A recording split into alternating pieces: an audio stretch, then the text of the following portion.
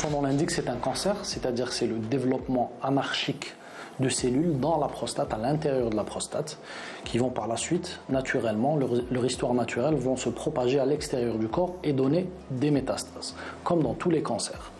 La particularité du cancer de la prostate, tout d'abord, c'est sa fréquence. C'est l'un des cancers les plus fréquents et c'est le plus fréquent chez l'homme. Dans notre pays, ce n'est pas le cas, mais dans d'autres pays, c'est le plus fréquent chez l'homme. Donc l'importance de cette question, donc nous sommes déjà au mois de novembre, c'est le mois de sensibilisation du cancer de la prostate et des maladies masculines, d'une part, et d'autre part, c'est un cancer classiquement qui est facile à traiter lorsqu'il est pris à temps.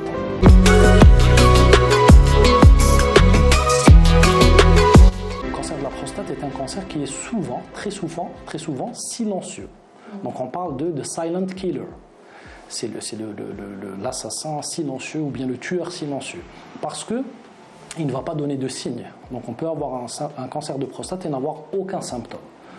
Dans d'autres situations moins fréquentes, le patient peut ressentir des signes mictionnels, c'est-à-dire relatifs à sa miction. Des difficultés à uriner, il urine plus fréquemment que d'habitude, il peut avoir du sang dans les urines.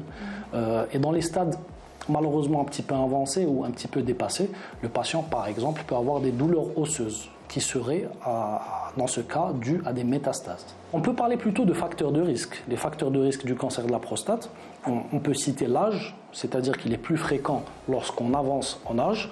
Par ailleurs, on a aussi l'origine ethnique, il y a des ethnies qui sont plus exposées que d'autres, et aussi le caractère familial. Il y a une notion d'hérédité qui a été bien démontrée au niveau du cancer de la prostate, c'est-à-dire si le patient ou bien la personne a des antécédents familiaux, donc son oncle, son papa, ses cousins paternels présentent un cancer de prostate, il sera plus susceptible de développer un cancer de prostate. On distingue 3 stades de cette même maladie.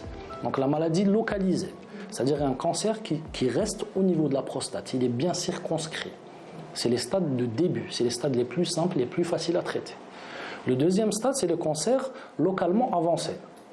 C'est-à-dire que ces petites cellules cancéreuses sont sorties un petit peu de la prostate et sont autour de cette prostate. Ils ne sont pas partis plus loin. Donc c'est le deuxième stade. Le troisième stade, par contre, c'est un stade avancé. C'est lorsque ces cellules sont parties au niveau de la circulation sanguine et ont donné des métastases.